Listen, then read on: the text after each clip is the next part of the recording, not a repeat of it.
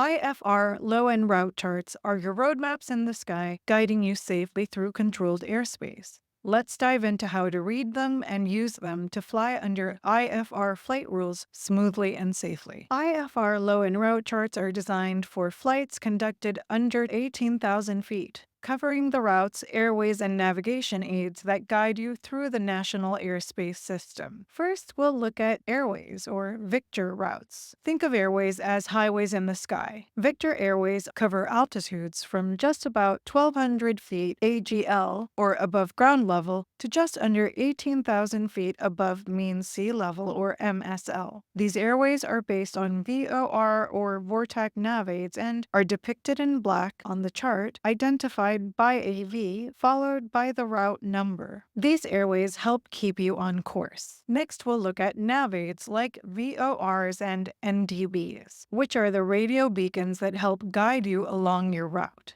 They provide the signals that your instruments use to keep you on course. A VOR, or Very High Frequency Omnidirectional Range, is the most commonly used nav aid in IFR navigation. By tuning your aircraft's navigation radio to the frequency of a specific VOR station, you can track your position and stay aligned with your chosen airway. NDBs, or non-directional beacons, while less common today, also provide guidance, especially in certain parts of the world or during specific instrument approaches. Your aircraft's ADF, or Automatic Direction Finder, will point directly to the NDB, allowing you to navigate toward it or away from it. Using these nav aids together helps you stay on track even in low visibility or bad weather by constantly giving you positional awareness. Next up, intersections. They are key points along your route where two or more airways meet. They are like intersections on a roadmap. They're important for staying on course and often used as turning points or checkpoints.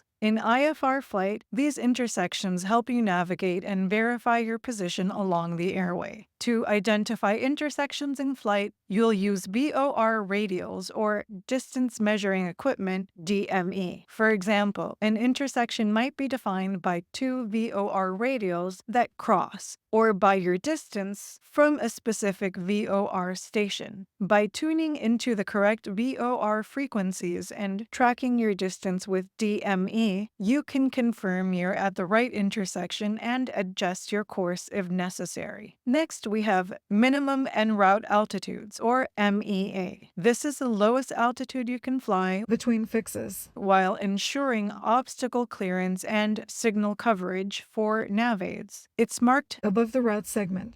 Moving on, we have our changeover points. These mark locations that indicate where you should switch from one nav aid to another for better reception. They're marked with a zigzag line.